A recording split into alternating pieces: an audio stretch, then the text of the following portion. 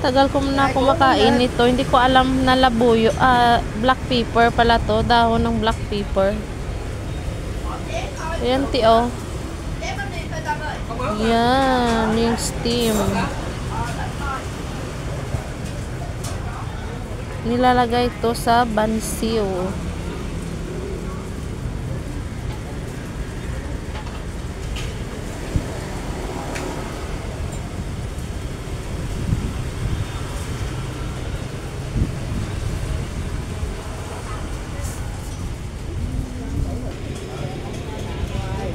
So, ito yun.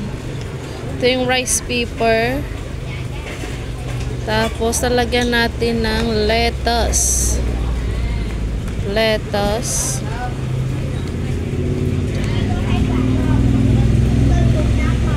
Ayun, lettuce. Tapos, mustasa ba ere? Ayan, mustasa.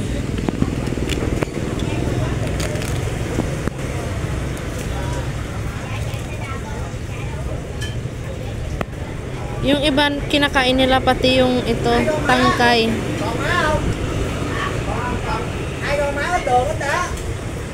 Tapos lalagyan pa natin ng dahon ito.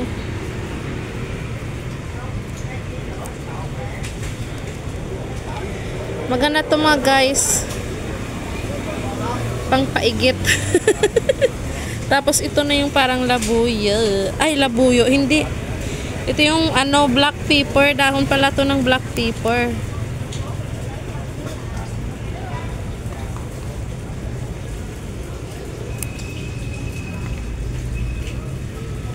Ayan, ganyan. Tapos ito yung mga basil ata to eh.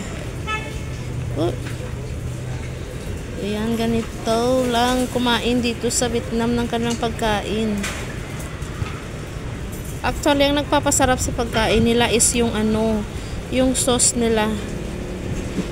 So, ayan. Uy, huwag kang ganyan. Huwag kang lumipad. Uy, lagyan natin yan. Bahala na. So, diba? Tapos, ilalagay natin yung isang buo na bansiw. Yung pancake, guys.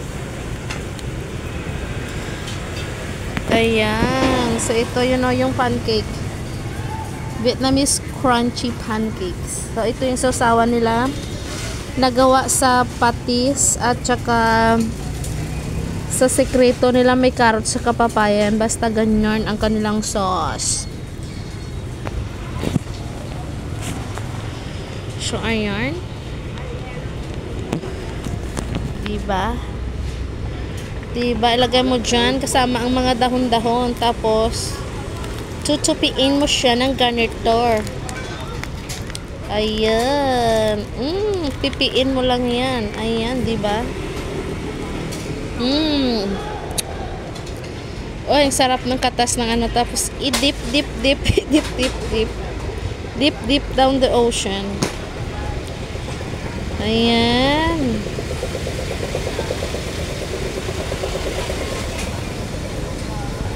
Ayun siya mga kalangga. Diba? Pagkatapos mong isaw-saw dyan, na natin.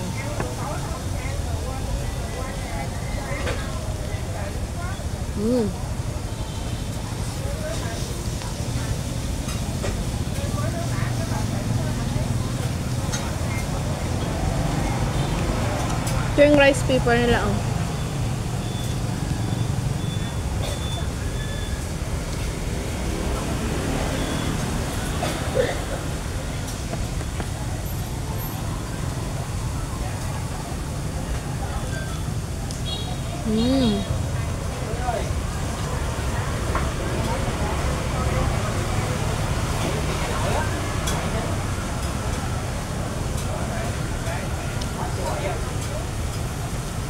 Sarap ng banso nila.